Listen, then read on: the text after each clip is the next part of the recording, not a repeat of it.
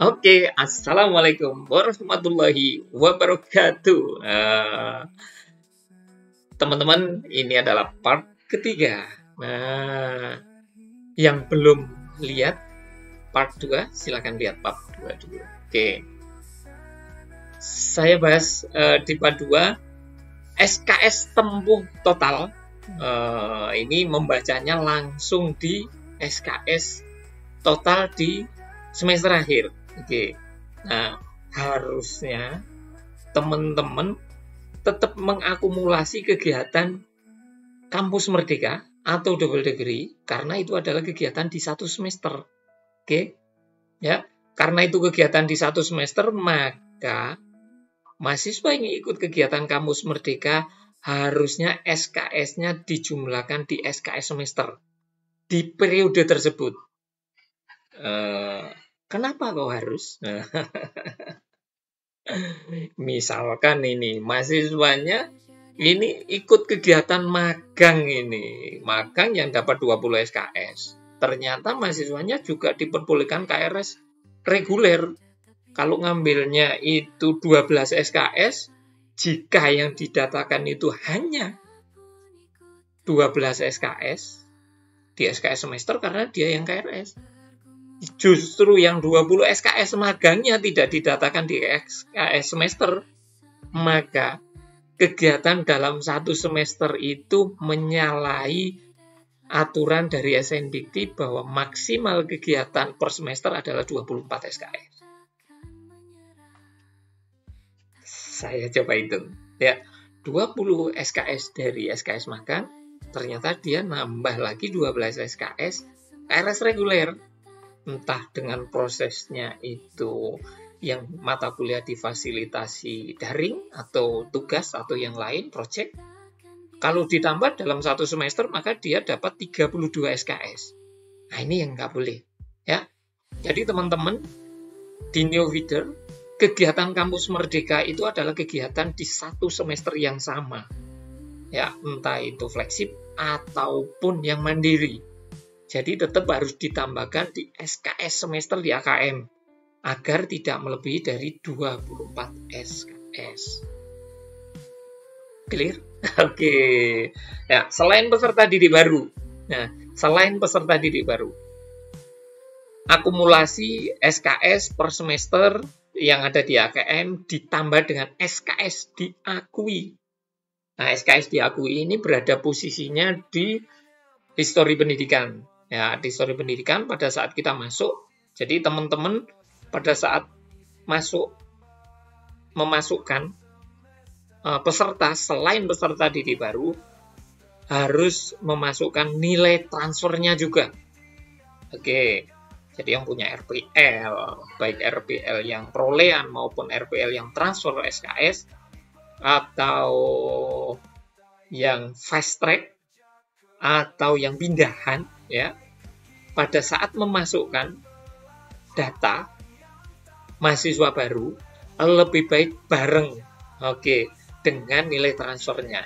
Jangan pesertanya pindahnya sudah disinkron, nilai transfernya berikutnya. Jangan jadi ya. Lebih baik dua master ini berangkat bareng-bareng. Masternya siswa, baik peserta didiknya maupun histori pendidikan itu bareng dengan tabelnya nilai transfer agar masuknya ke PDDB didatakan juga bareng. Oke. Nah, ternyata di sini juga ini yang kampus merdeka dan double degree. Nah, SKS yang dilihat hanya SKS tempuh total dan SKS diakui. Ini harusnya selesai di AKM di New Feeder. Oke, ya. Jika mendatakan sesuai dengan jalurnya, sesuai dengan pagunya, insya Allah tidak akan terjadi bahwa SKS-nya kurang, kecuali memang mahasiswanya belum menempuh. Oke, saya coba bikin satu lagu. Oke, saya lanjut. Nah, Pemutihan yang saya bahas di flyer berikutnya. Pemutihan melakukan klaim terhadap nomor sertifikat yang telah dilaporkan pada BPDikti setelah terbit Permendikbud nomor 6 2022 dan sebelum aplikasi penomoran sertifikat nasional tersedia. Oke. Jadi yang saya sampaikan, tanggal keluarnya itu yang 10 Februari 2022 sampai 31 Desember. Kenapa yang di part 2 saya bilang sampai 7 Mei 2024. Nah, secara aplikasi, secara peraturan, kita masih bisa mendatangkan nomor internal, nomor UKOM untuk lulusan profesi sampai 31 Desember. Akan tetapi, karena PSN sudah ada, kenapa kita menggunakan nomor yang itu? Lebih baik di atas 7 Mei 2024 kita sudah menggunakan nomor PSN. Lebih baik itu. Oke, status mahasiswa memang harus lulus. Perguruan tinggi wajib melampirkan surat permohonan SPTJM pimpinan PT bukti akreditasi. Nah, ini untuk penomoran pemutihan, untuk pemutihan sertifikat. Ya, jadi yang diupload adalah bukti akreditasi di semester itu. Ya, di semester itu.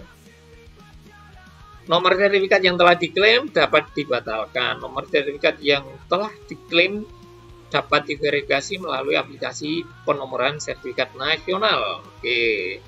Permohonan eksepsi. Oke. Nah, ini dimunculkan ternyata. Ya, eksepsi karena masa studi, bukti kelulusan, kalender akademik, bukti persetujuan cuti jika eksepsinya karena cuti. Ya, eksepsi pencatatan ini alih bentuk, ini sepertinya sudah di bypass, sudah eligible. Nah, ini kodenya.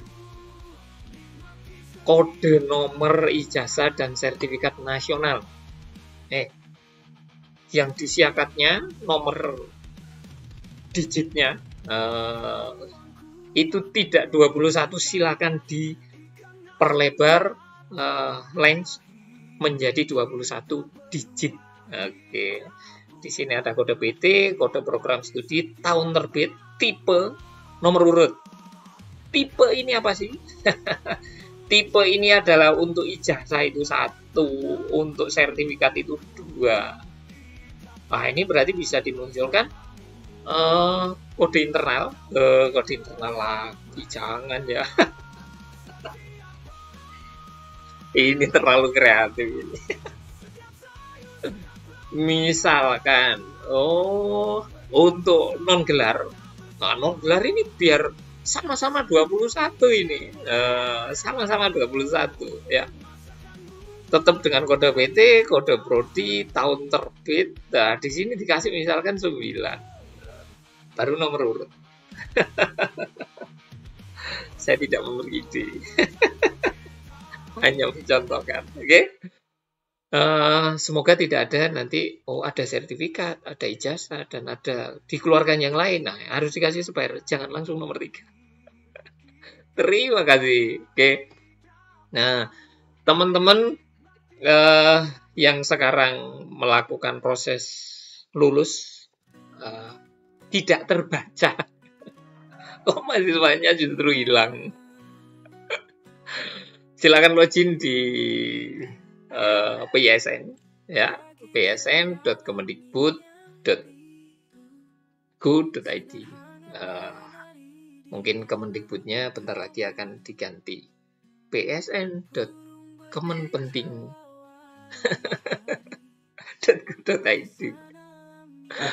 Oke, teman-teman yang sekarang proses meluluskan mahasiswa dan belum terbaca di PSN, harap bersabar, asalkan penomoran ijazahnya, proses meluluskan di neofeedernya benar. Ya, jika ijazah maka harus strip. Jika nomor sertifikat maka harus 0. Ya. Dan jangan lupa ya, tanggal keluar harus ada tanggal SK Yudisium Universitas juga harus ada, SK Universitas Yudisium juga ada. Ya, tanggal itu harus ada. Bukan hanya di nomor ijazahnya strip atau kosong, ya. Dan juga IPK. Silakan diisi lengkap. Kalau sinkronnya setelah tanggal 28, maka harus bersabar, ya. Karena data di PSN saat ini masih data dari PDDikti tanggal 28 Oktober, ya, jam 5 pagi 05.33 lebih 42 detik. Silakan proses saja dulu, ya. Nah, munculnya tanggal perubahan ini menjawab bahwa kita tidak di prank. Kita tidak di PHP untuk melihat setiap hari. Oh, kalau kita lihat, oh masih tanggal 28, berarti masih belum. Data di generate ini juga pasti tidak ketemu. Oke. Kapan datanya ini? Sepertinya karena load-nya di akhir semester, beberapa perguruan tinggi, bahkan banyak perguruan tinggi raksasa yang sinkron data. Nah, itu biasanya mengakibatkan proses antrian data untuk narik juga jadi lama. Tuh. Nah, ke depan semoga saja dengan munculnya tanggal ini juga bisa menjawab bahwa ke depan aplikasi ini bisa real time. Maksudnya real time itu setengah real time, ya. 1 kali 24 jam lah paling tidak. Jadi data diambil oleh PSN setiap malam dan akan melakukan perubahan pada besok harinya. Oke. Harapan kami dari pengelola Neofeeder, ada tombol yang itu bisa ngambil data, klik sinkronisasi langsung ke PDDikti. Jadi pada saat kita meluluskan, semoga ke depan itu ada button untuk update. Sepertinya akan makin kecil karena yang diupdate hanya sesuai dengan validasi data di PSN. Datanya yang sudah lulus, yang mempunyai kriteria yang diinginkan oleh PSN, jadi tidak ngambil data perubahan total. Tuh. Jadi hanya beberapa mahasiswa yang bisa terupdate gitu. Jadi tidak semuanya diupdate masuk ke PSN. Yang otomatis itu berat. Oke. Untuk proses di Neofeeder, saya bahas di konten berikutnya. Jika ada kritik dan saran, silakan tulis di kolom komentar. Terima kasih semua teman-teman. Semoga sehat selalu. Baik admin PDDikti, admin Neofeeder, admin PSN. Lebih baik tetap bersabar, berpikir positif bahwa aplikasi ini adalah aplikasi yang bagus, karena Mimin saya sangat setuju dengan adanya PSN ini mengurangi perguruan tinggi untuk memunculkan nomor sertifikat atau nomor ijazah yang tidak sesuai. Nah, agar benar-benar nomor ijazah dan nomor sertifikat ini dikeluarkan oleh perguruan tinggi atau lembaga pendidikan yang benar-benar kredibel. Terima kasih. Saya akhiri. Assalamualaikum warahmatullahi wabarakatuh.